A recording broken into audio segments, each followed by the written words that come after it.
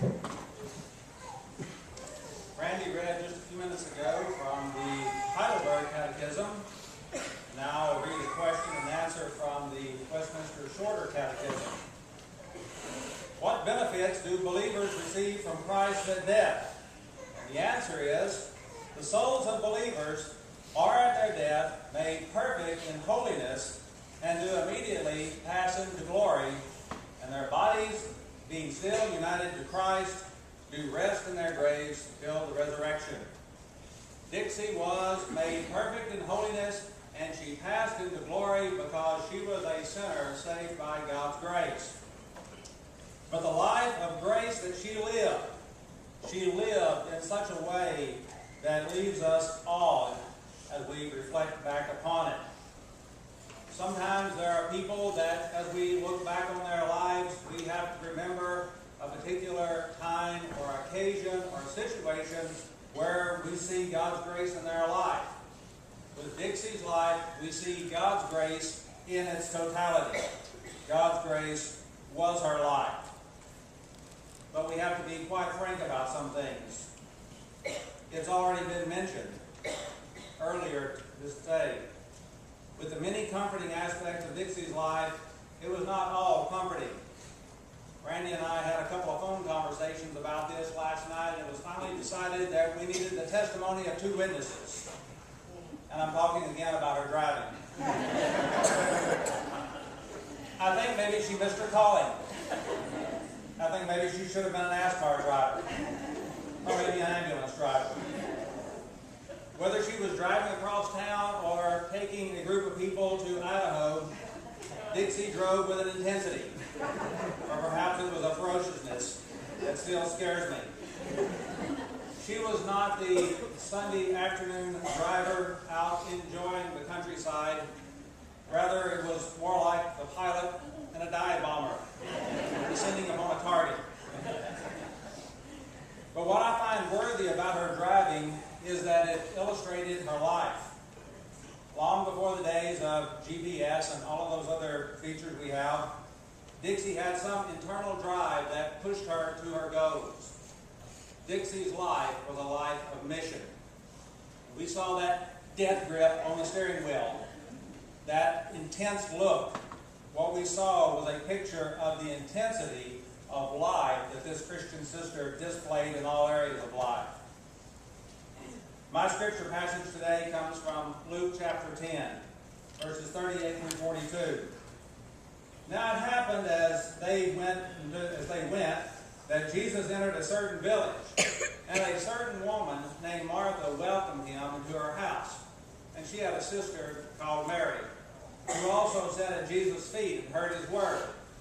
But Martha was distracted with much serving, and she approached Jesus and said, Lord, do you not care that my sister has left me to serve alone?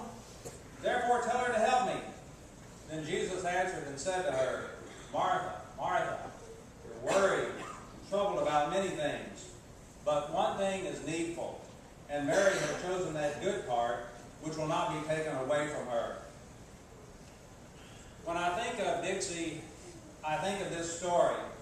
As you may be thinking to yourself, this is not normally the kind of passage we hear at a service like this. But I can see her in this story, and in fact I see her improving upon it and learning from it. I can almost picture that gathering at her house. I've been there many an occasion when these kinds of things were going on. But there are some things that we want to point out about this story in Dixie's life. First of all, this account shows Jesus giving Martha a rebuke. And normally, we don't think that a memorial service is a time to give rebukes. Jesus said to Martha, Martha, Martha, you're worried and troubled about many things. And she had a big crowd in her house, and she had a meal that she was preparing. And I suspect that there were many times, Tom, and you four daughters, and all of you friends of Dixie, where you had to tell her, Dixie, Dixie, you're worried and troubled about many things. Calm down. It's going to be okay. Now, I'm not saying it ever did any good to say that, but I'm sure that you had to tell her those things. And whereas Jesus mentioned to Martha about many things, with Dixie it didn't take many things. It was just one thing, one task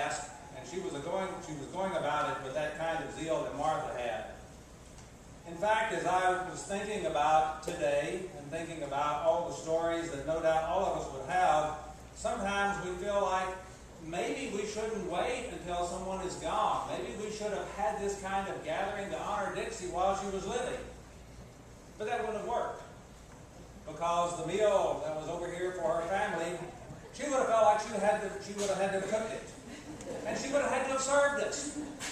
And then while all of us gathered over here, she would have felt like she needed to be over there cleaning the dishes. And if she had been in here, she would be very remorse, thinking, why can't I be like that person they're talking about? So we couldn't give her this kind of honor whenever she was here. Well, there's another difference out of the story that I have a hard time picturing Dixie exactly following, and that's the one where Dixie comes complaining because someone, her sister, Martha's sister in this case, is not helping. I see Dixie doing just the opposite. You know, I would see her pushing the person in there, no, you sit down. I'm going to take care of all of this. In fact, just a few days ago, Tony Lindley told me that when she and Dixie first met, their friendship began with an argument. Dixie was moving in. She had a few chairs unloaded, all kinds of other things going on with the unloading at their house.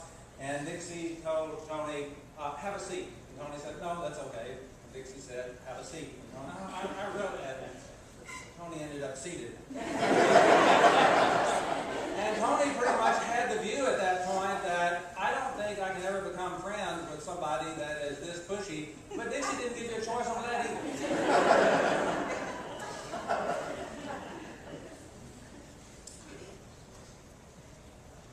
There's now a point where I do see a connection between Dixie and the events of this story, and that's the part where we see Mary.